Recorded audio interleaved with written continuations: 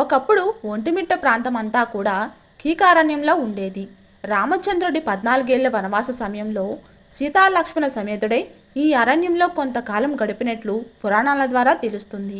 త్రేతాయుగంలోని శృంగి మృకండు మహర్షుల ఆశ్రమం ఇక్కడ ఉండేది.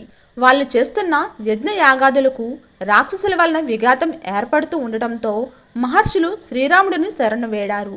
శిష్ట రక్షకుడైన స్వామి ఆ రాక్షసులను కడతేర్చి యాగరక్షణ గావించాడు. త్రేతాయుగంలోని ఆ ఘట్టానికి గుర్తుగా మహర్షులు ఒక ఏకశిలపై సీతారామ లక్ష్మణుల విగ్రహాలను చెక్కించినట్లు తెలుస్తుంది. ఆ తర్వాత రాముడు భక్తుడైన జాంబవంతుడు ఆ ఏకశిలా విగ్రహాలకు ఆలయం నిర్మించి వాటిని ప్రతిష్ఠించాడన్నది పురాణ విదితం.